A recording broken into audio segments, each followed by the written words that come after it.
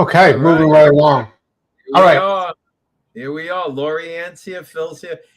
Everyone will start filing in. But guys, this thing with cryptocurrency, this is getting spicy. It's getting spicy. You know, April. Do you think it just gets to the point where it's just like you look back, when you like few years down the road, you look back and then you were just wondering, like, oh, okay, well, why were we so enthralled with this? And I say that because this whole thing, Dave. Yeah. This whole thing based upon, oh, it's not real money. It's not real money. It's not backed by anything. No. The Bitcoin, the whole thing with the Bitcoin was that Bitcoin was going to replace our financial system. That was the original concept with Bitcoin, that it was untraceable money. Well, we know it's traceable now. And big bankers like Jamie Dimon and the rest of them, they look at Bitcoin like it's a pet rock. Well, everyone thought they were safe, right? Because they had all their stuff in Thailand, right? Because Cash Patel just, his guys were down there. So he goes in there, and they basically said, okay, no one can trace it because it's not online. It's on this little hard drive. Okay, we'll take your phones. Cold wallets on their phones. So they just took their phones. Buy Bitcoin. Right. Okay. Now, we're going to talk. Hold on a second. When I say it's not backed by, in other words, there's no government behind it. There's no wealth of any country behind it. There's nothing. It's nothing. It's just, people that think it has value. Well, this is MAGA in general. Okay, all right. We were the fiat currency. We hate fiat currency. We were the gold people, not me personally, like all of us collectively. Then I don't know where they came about with, now we're crypto people.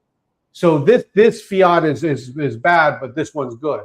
It doesn't make sense to me. So you have XRP will have intrinsic value in the with the Clarity Act. It's going to be utilized with regular banking transactions. So that's covered. The USDC, like we talk about the stable coins, well, they have value because they're pinned to the US dollar. In other words, when a platform such as like Coinbase, if they have 100 million USDC or US dollar coins available, that means they have 100 million US dollars sitting in the safe. That's what that means. So they have to have that corresponding amount of dollars. That's why it's pegged that way. So that has value if you want to use cryptocurrency that way. Right, but I don't think it's okay. I'm just going to say it's not a sexy form of payment, right? Because it's like you say, "Oh, wait, what do you? I have Solana. I have Ethereum and everything." It's like all of these things were hyped as a means to beat taxes, and criminals thought they could get away with transferring funds and not having anybody notice. But it's not the way it is. Ultimately, when it comes down to it, just like the IRGC found out, you trace it and seize it. Right. Listen. This is what's going on. Now, look, guys, we are never going to ask you again to share the link. We want you to share the link, but every day begging you people to share the link for a show that we put out every single day, and we get your comments on here, and we tell you stuff. You got to share the link. Yeah. We guys, I'm like cool, calm Gene compared to yesterday, and just getting all upset and worked up with all this stuff. But I'm just saying, we are putting out good information. So much good. Like if you just took even two, if you go to projectlookinglass.org, even if you put just two, pick any two, these guys would be going on and on about it for I don't even know how long. We said this and then whatever came true. they have such a horrible record, and we do it on a regular basis that it almost gets ordinary. Right, Really. and I think that's the problem. But the other thing is we are not. We don't move the goalposts. When we come out with factoids, that's it. We don't turn around, a week later, and we're not the cliffhanger guys. Yeah, right. Well, so you know what? Any more now? So be it. Oh, without naming the person, like someone very, very, very famous, a big follower. We're like, oh my goodness, I didn't know that you were a dispatch person, and just weighed in. So we always knew that were following us. I mean, there's just too much. But we're the ones that, by the way, we're the ones that the so-called influencers follow because they can see what's going on. And you'll also notice awfully quiet out there in Federal Reserve land, where they're like, oh, it's like fake and everything. What are you going to say? We defended it so thoroughly. Well, it's not so much that we're defending. The Federal Reserve doesn't need defending. What needs defending is against the misinformation, where people wind up doing foolish things because they're fed misinformation, and we'd like to try and prevent that. And we're not here to re-educate the world. Right. That's nowhere in our scope of mission scope. And we're going to talk a little bit about that later. We're going to talk a little bit about the map and how it ties in with the devotional and how we feel good about that. While we're here, Dave, I don't even know why we're into controversy. Did you want to hit the first lead story? Yeah, might as well. Let's get the lead story from the dispatch today. Let's just jump into it. Okay, here we go, guys. Oh boy. All right, we already had the comments here starting out with this. Here we go. Latest COVID vaccine may have unexpected health benefits. Study says.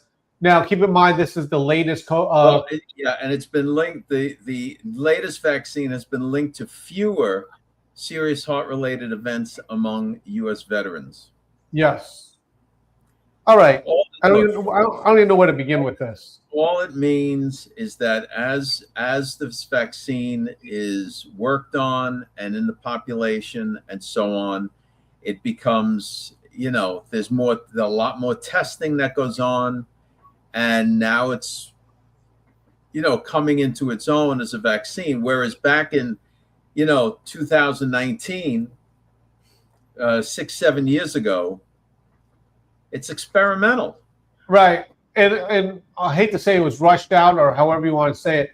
Guys, I don't even know how to say this. Like me personally, I never took that COVID vaccine. Now, I was sick with it. I've even had really serious breathing problems with it. But, I don't know. I never got swabbed my thing, but like either a flu or a cold during that time. Like I think I had it. I really do. I mean, one thing I can remember is not tasting with COVID. Well, look, all I'm going to point out to everybody watching is this.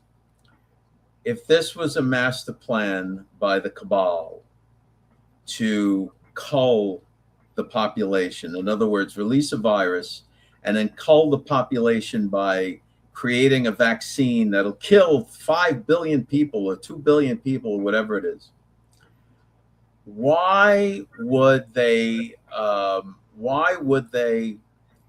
make it so that only the obedient took the vaccine, and then left the cabal with the Arthur Fonzarellis of the world? Right? See, right. That makes no sense to me. No, I almost hate this topic. Guys, here's what we're going to do. We're going to cull the population. We're going to get this world population down. We're going to put out this vaccine, and only the people that listen to us will drop dead. So then we'll be left with all the rebels. I would love. I don't think it would matter, but I would love to see the.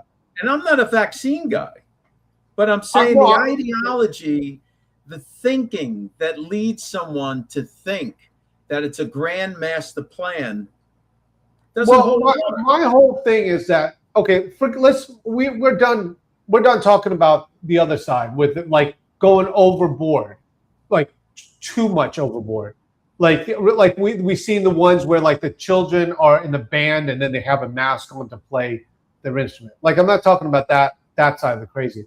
My whole thing with it is that during this time period is like we went from a healthy suspicions, like, okay, understand this, doctor, but let me get a second opinion.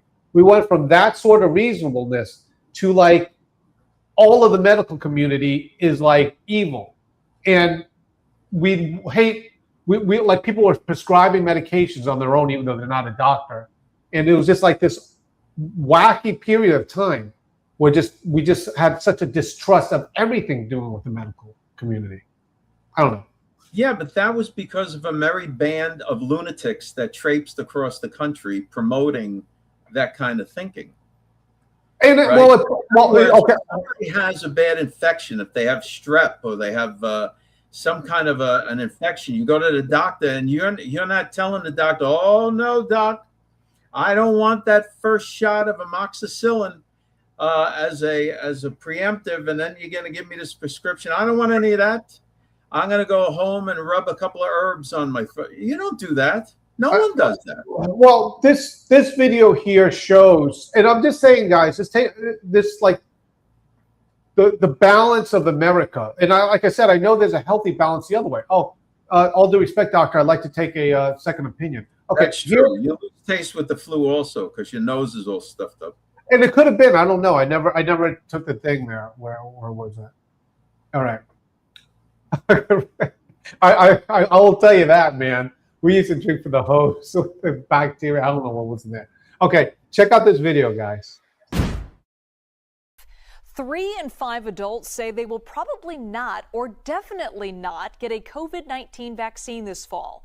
And while there are many reasons why people decide against vaccination, doctors say misinformation is one factor that could be playing a role. The reason it's bad out there because people are rejecting a technology that can save their lives. And the reason they're rejecting that technology is because they're reading things online that are misleading them. New polling from KFF shows more than half of adults turn to social media for health information, where false claims often spread.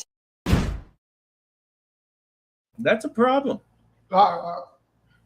That's a problem. And this whole notion of you should be in charge. You should be in charge of your own health care. Now, I get the impetus to make that happen because, you start to lose trust in the doctors and the hospitals and the scientists and technicians and so on. But many people out there, Gene, watch those kind of podcasts, and they barely have any education at all. They barely know how to read. Okay. And they're being told they should be in charge of their own health care. I mean, it's crazy talk. My point with that, going with this, is that the amount of hypocrisy with it. When it came to this, it's like, oh, okay, I'm going to be all holistic and everything else. But I'm telling you, a shot of amoxicillin or whatever it is for an infection, that's what you want. And right. Big Pharma is also making those aspirins or whatever that you love or people love. I'm just saying this, like, I understand. I really do understand a healthy, cautiousness. But it went from that to like balls to the walls, like nothing that the doctors went to school, nothing. All their research is all evil, big pharma and everything else. Right. Some of this stuff is like the amount of medication that the average person might need to take for whatever reason. I'm just saying, whatever. It's probably more than people realize. All right. I don't even know what else to say. Well, all right. We'll move on. If people want to be in charge of their own health care, so be it. Okay. What are you going to do? All You're right. not here to educate the world. Okay, here is a story from the Dispatch. By the way, thank you so much, guys, for joining us today. We're talking about the crypto bloodbath while Wall Street insiders are betting your Bitcoin is going to zero, and it is it is going to zero. It's like they are. There is a warning on the Bitcoin with some of these experts in the industry, because I believe this is because the big industry type investors are shying away from it. Is that part of the reason? Yeah, and also because MicroStrategies, that has been the Bitcoin evangelist on Wall Street, even though it wasn't that significant an amount, they started selling some of their Bitcoin. So that was like, and everybody else was like, well, if these guys are selling now, I got to get out of this. Right. Okay. Dave, I have a situation here where my computer's locked up. I hate this. Oh, are you able to hold the show down and for a second here? What are we looking at? Well, I can't scroll down to get the videos. All right, let's see. I'll go to the end of the video. Oh, I see it. Yeah. Okay. The Bitcoin one, right? Yeah. Okay, I'll be right back. Right, here we go. This is 5 hours long. Here we go. He's the man who famously said that investors should never sell their Bitcoin. Not once, not twice, many, many, many times he has made that point. He posted on X, sell a kidney if you must, but keep the Bitcoin. He's many posts on X declaring, never sell your Bitcoin, never sell your Bitcoin. And he has controversially said in interviews, take all your money and buy Bitcoin, and then take all your time and figure out how to borrow more money to buy Bitcoin. So let's watch one of those instances. The only use of time is, how do I buy more Bitcoin? But take all your money, buy Bitcoin, then take all your time, figure out how to borrow more money to buy more Bitcoin, then take all your time and figure out what you can sell to buy Bitcoin. And if you absolutely love the thing that you don't want to sell it, go mortgage your house and buy Bitcoin with it. So when he says that and then sells Bitcoin, even a small amount and even for good reasons, that does raise some eyebrows. Yeah. So this is the hey, I'm on the other side now. That's the thing. That's the guy that started selling off some Bitcoin. Yeah, right. And so kind of sounded the alarm there with that guy. Now listen. Here, Phil, we got to show what Phil is saying here. Just waiting for Bitcoin and XRP to go back to what I purchased it at. Yeah, XRP, I would just hold on to. Now, of course, if the Clarity Act falls apart and these jokers just can't get it passed, God only knows what the next session of Congress is going to be with the Senate. But if the Clarity Act passes, XRP is set. Doesn't say too much for Bitcoin, though, because remember, right now, Bitcoin is still like what value you want to, it's like a piece of art, right? So if you think, oh, this is worth something, okay. Right. Guys, I just want to remind you, oh, good, we have everything's good. Guys, if you have not, I can't even begin to tell you how valuable this is because also of the updates. Dave Lay showed you that the monthly updates and the articles there. Understand at least what's going on. Twice a month. Things are changing quick. So we put out the updates every 2 weeks. All right. If you subscribe to it, you just go to the page where you can read the crypto ebook. Scroll down a little bit, and there's all the updates. You got them all. All right. And tomorrow we have a great article coming up too from a guest writer, and you can see all these other things with Bitcoin and getting into the industry and how it was how it went bad for some people. All right. Let's do this. Let's get them done here. Okay. Hold on a second. Dylan writes, Dave, if you haven't seen Mob Queen, you would like it. The two best actors from The Sopranos. Okay. I just want to say, what? Why would you direct that question at me? All right. I'm just joking with you, Dylan. That's fine. Love The Sopranos. All right. Let's move on to this one, Dave. This one, it actually revolves, I won't say, it's in your industry. Here. Okay. Oh, yeah. Here we go. Okay, now everyone, what's going on here is if you don't know about Wix, it's like how can we say this? A quick way for people to make websites, kind of plug and play. Is that the best explanation, Dave Blaze, when it comes to that? Yeah, listen, here's the thing with Wix. It's a monthly fee, and you pay the monthly fee and whatever it is, and there's add-ons, of course, and then they and it's right, and they give you the components. You drag over the components, you build your own little. You can build out a website. Might take you a couple hours. Don't listen to the TV commercials to say, "Oh, in 10 minutes I put the web." No, you'll be at it for a couple of hours, getting the website set up, and then even then, you know. So, but what's happening in the industry overall, and even at Blaze, but in situations like this, where these companies like Wix and Shopify, they hired a lot of junior developers.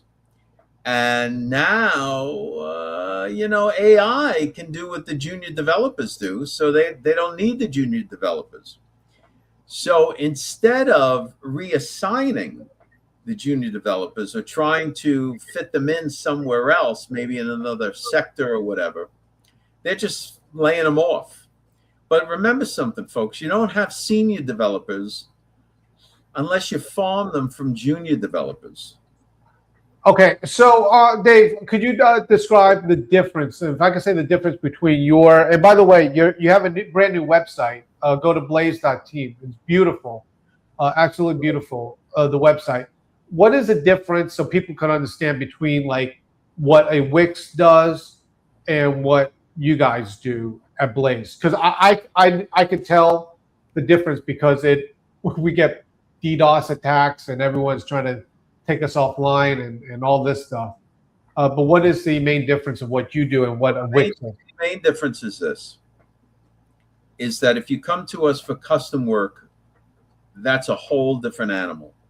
Custom work involves, getting your ideas and going back and forth with the client with various, we'll call them rails, but there's just the framing of a website and showing you what this can do, what that can do, and what your needs are and so on, and then building you out something that's custom for you and or your business, right? So, and it's a lot of personal things because, people always have questions. There's always going to be some problems. There's always going to be issues that arise. And when you're on a platform like Wix or Shopify, who are you calling? Well, who are you talking to? You can't talk to anybody. So this way we have, people that actually will get on a chat, actually discuss it with you and so on. And it's a lot more personal.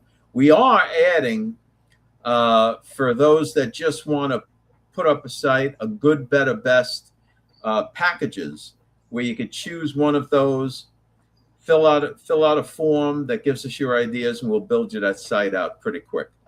All right. So that's our web development side. We also do phone apps. We do everything. Okay.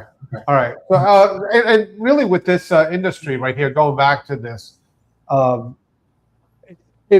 is it? It's just AI is taking away jobs? Because this is the exact same thing that people were talking about. Like, oh, this is what we don't want. Is AI is taking jobs, or is it blown out of proportion? Because really, at the end of the day, these people, their jobs could be taken over easily by a more effective system with AI.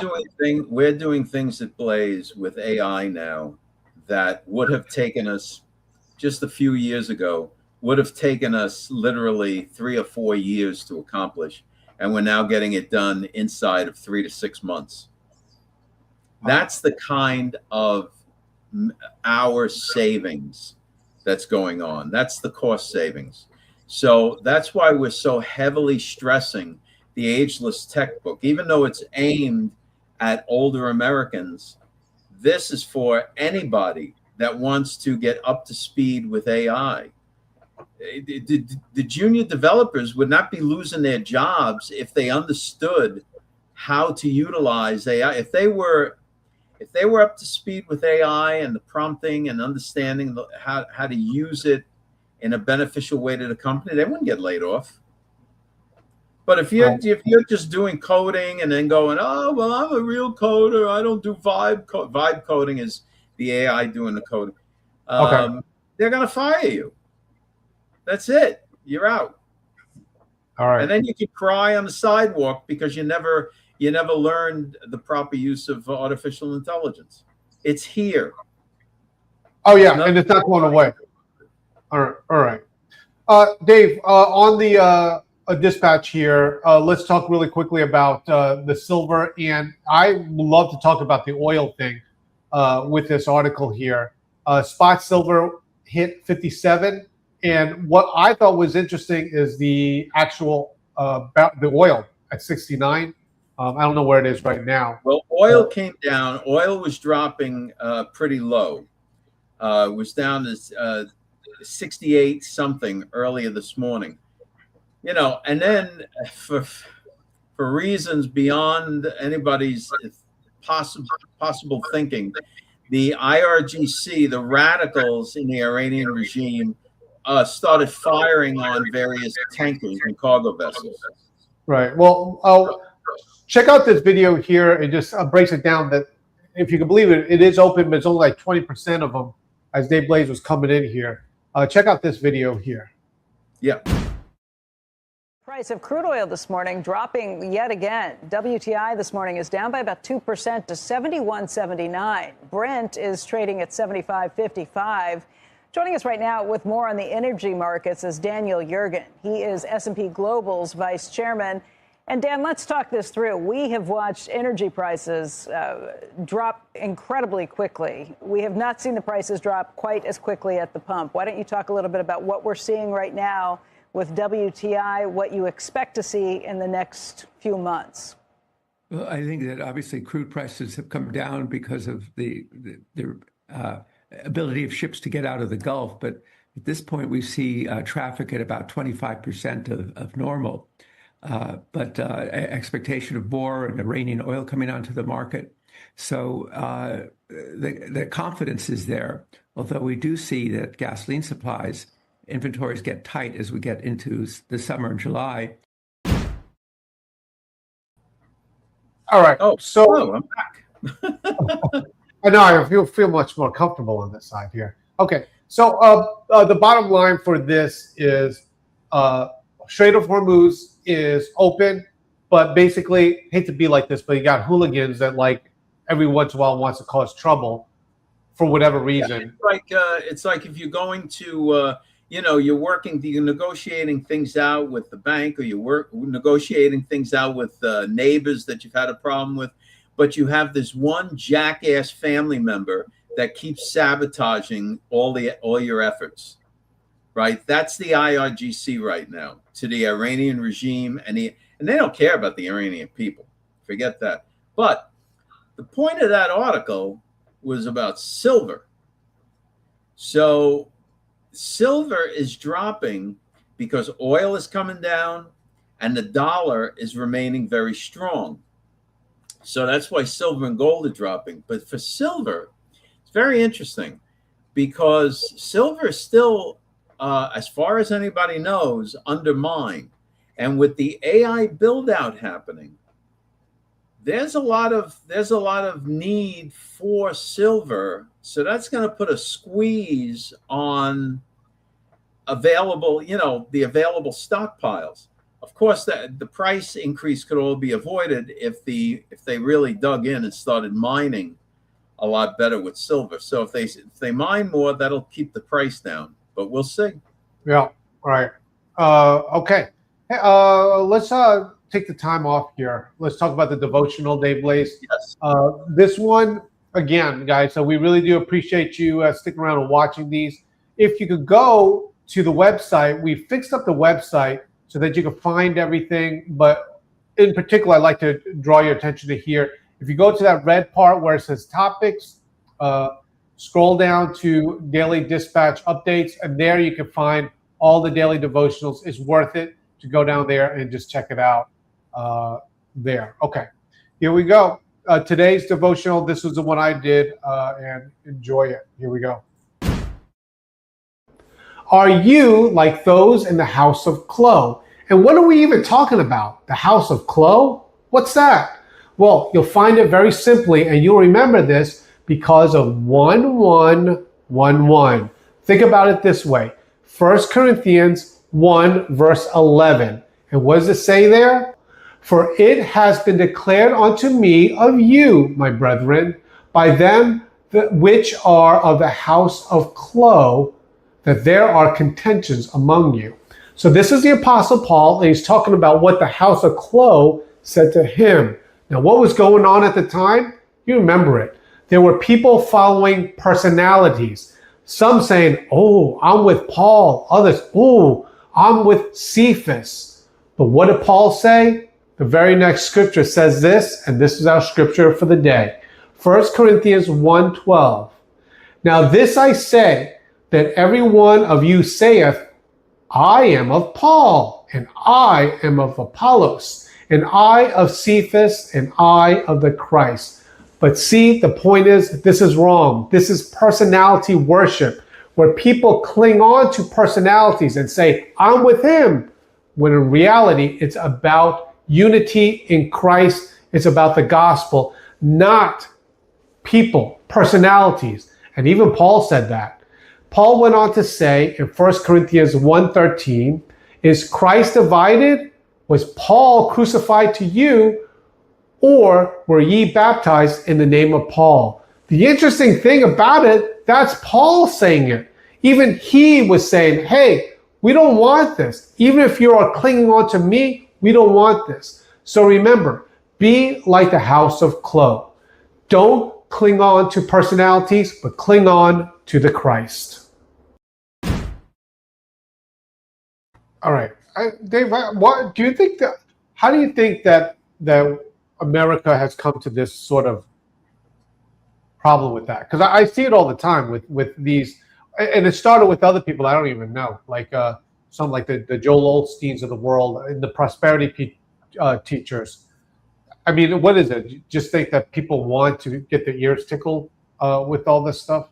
It starts, Gene, because people don't actually read the Bible, right? So most people do not have any kind of foundational knowledge of the scriptures to start with.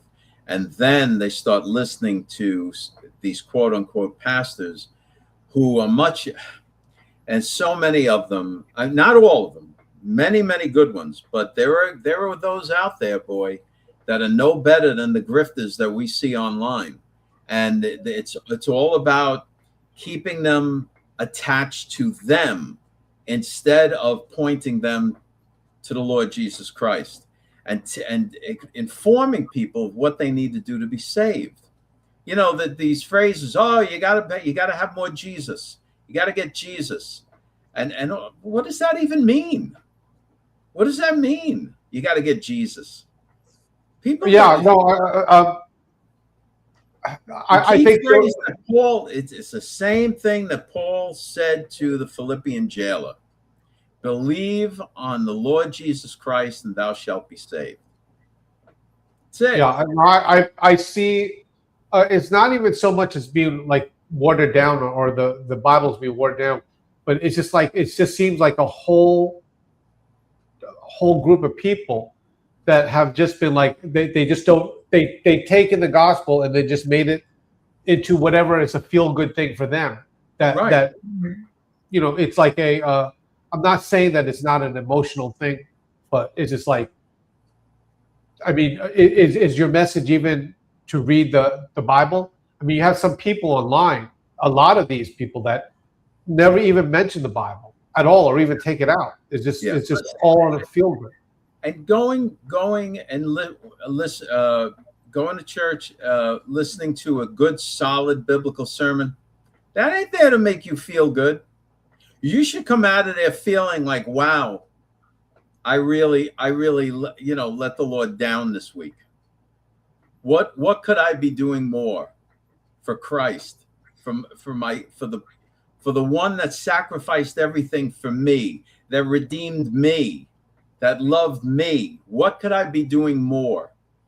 That's not, you know, these people think that they're going to a little party. They're going to a party every Sunday. Yeah. It's nonsense.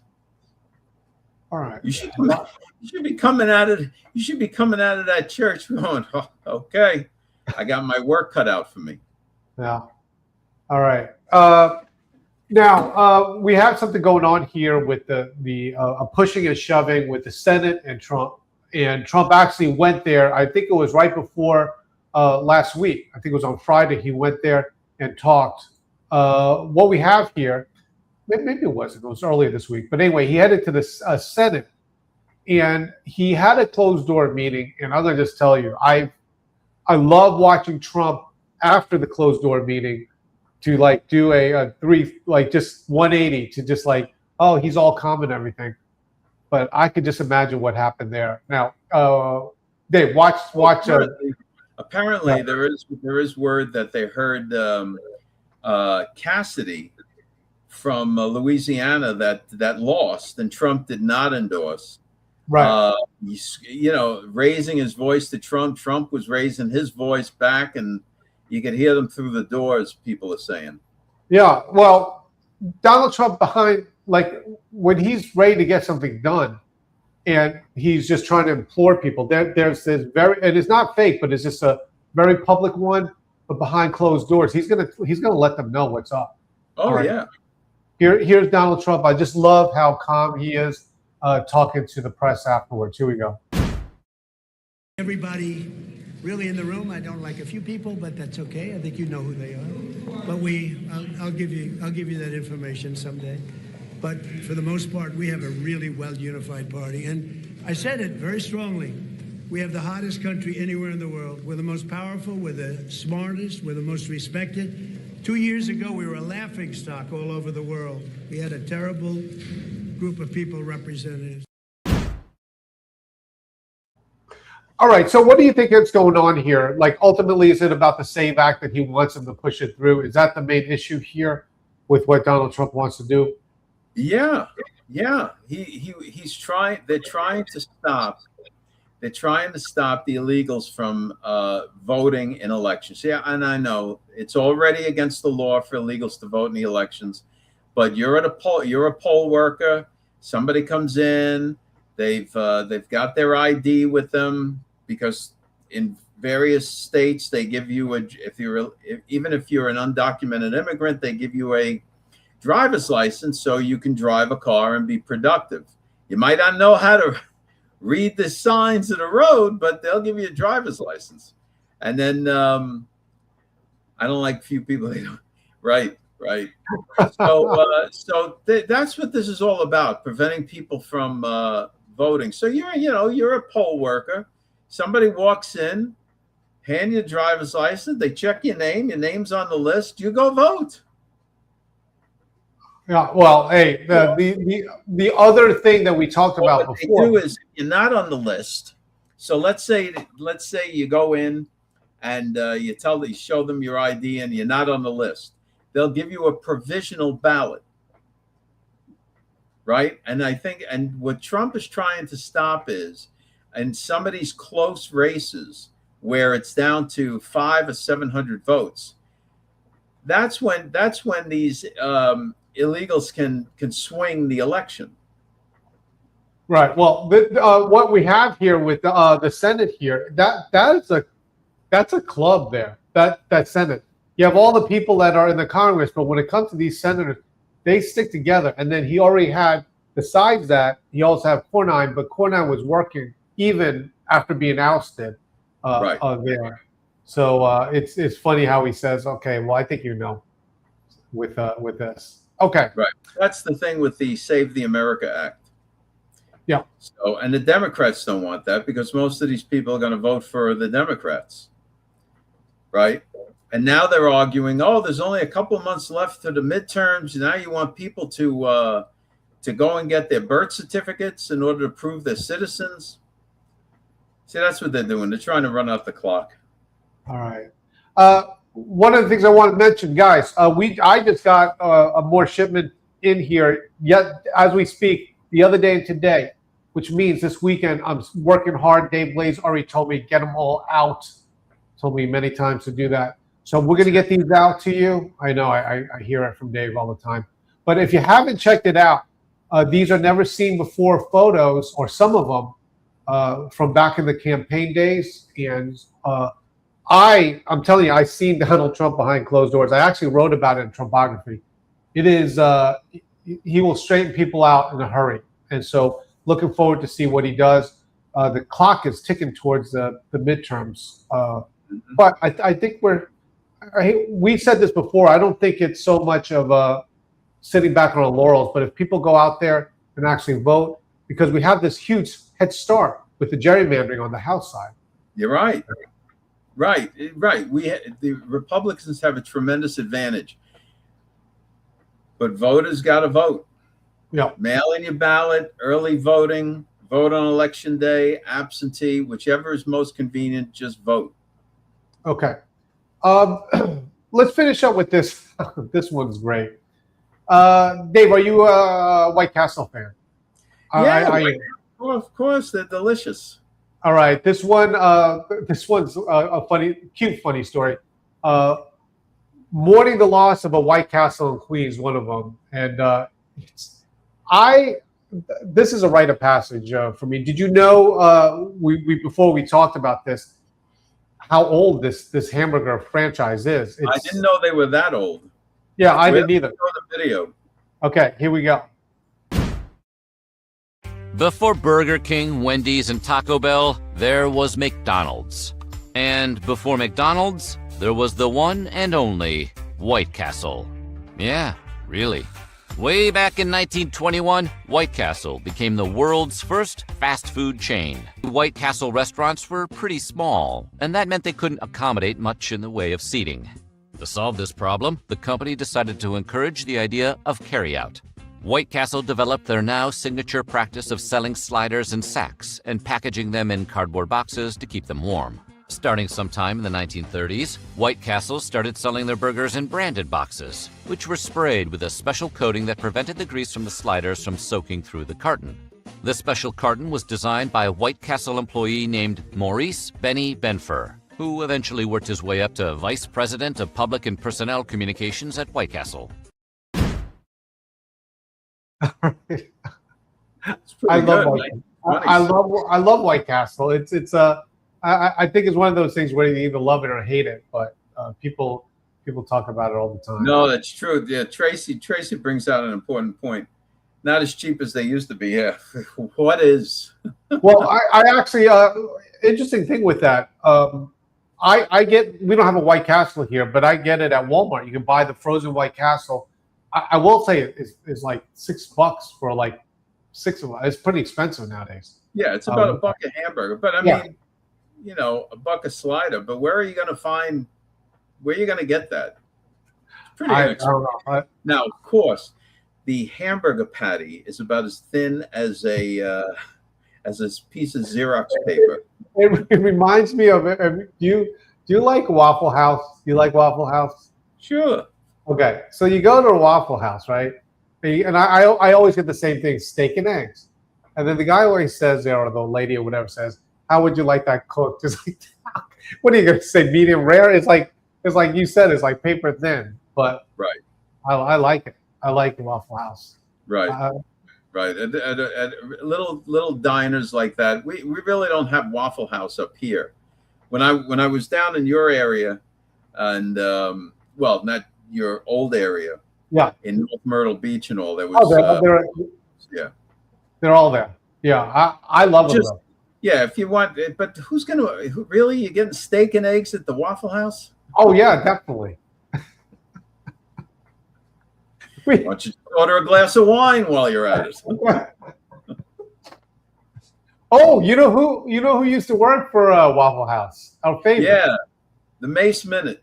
Yeah, we haven't done a Mace Minute in a long. Should we do a Mace Minute? Why not? Yeah, do the Mace Minute. Why not? Here we go. Campaign coffers really are struggling right now. So she gonna keep saying trans, so that people will feel threatened. And child, listen, I want y'all to tell me whether or not. Do not call me a child. I am no child. I want Don't even find start. out I am a grown which woman. of those emails actually have ceilings. Chairman, I'm reclaiming my time. You will not do that. I am not a child. I I am reclaiming my time. If you want to take it outside, Mr. Chairman, the committee is not in order. Nancy turned into Beth Dutton. I feel like I was at Waffle House.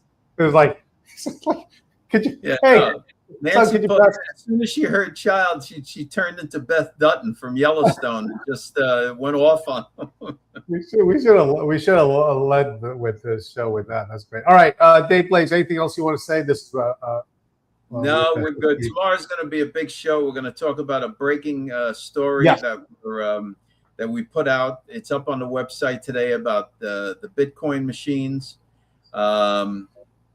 Big stuff. Big, hot, heavy stuff.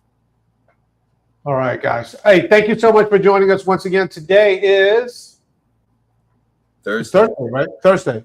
Oh, my goodness. Wow. Oh, and by the way, it's Chloe. It is? Yeah. Yeah. Okay. All right. I stand corrected. I'm positive. All right. All right. It's not a big deal. It's not a big deal. All right. It's not a big deal at all, Jen. Jenny. All right. That's like instead of calling you Gene, we called you Jenny. Well, hey, whoa. Remember when Trump goes 1 Corinthians? Remember he said that? Yeah, 1 Corinthian. There was 1 Corinthian that he saw in the Bible. All right, guys. Thank you so much for joining us once again. And I can't believe this week has went fast, excuse me. So we'll see you guys tomorrow. Yes, sounds good. Keep punching. Thanks for checking us out. Don't forget to go to georgemagazine.com and sign up for the Dispatch. It's free. Get the emails and the news stories. And check us out Monday through Friday, 5 o'clock Eastern Standard Time. You can check us out on Facebook and YouTube. We'll see you then.